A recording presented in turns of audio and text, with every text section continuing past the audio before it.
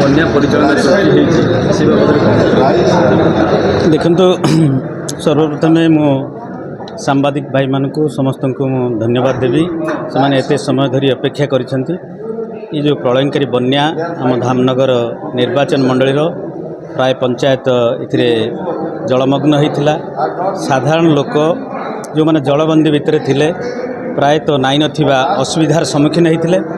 सरकार को तरफर आज जहाँ ग्राउंड जीरो रे आमर माननीय पूर्वतन मंत्री संजय दास वर्मा सहित आम ग्राउंड जीरो रे लोक मान सहित जहाँ डिस्कसन कलु प्राय अंचल रे सरकार तरफ जो प्रकार सुविधा सुजोग मिलवा कथा पूर्व समय जो बड़ी मिलूला सेमिति किछि सहयोग मिलना।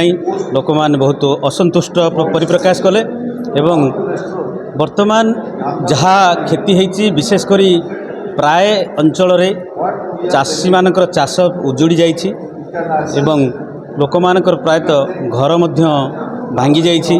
एबे मध्य आज मध्य किछि लोक को घर पाखापाखि सामना रे मध्य पानी भरी रही। तेणु जो कथाटा पचारुचंती सरकार तरफ तो मु जहाँ अनुभव कली जहाँ आमर माननीय पूर्वतन मंत्री जहाँ अनुभव कले सरकार जमिति सहयोग दबा कथा तांकर मानसिकता सेमती नथिला भली जना पड़ुची। आज आमे जो प्रेस मीट जो हैला एथिरे आमर पूर्वतन मंत्री जहाँ कहले सरकार ताकू तुरंत पदक्षेप नियंतु।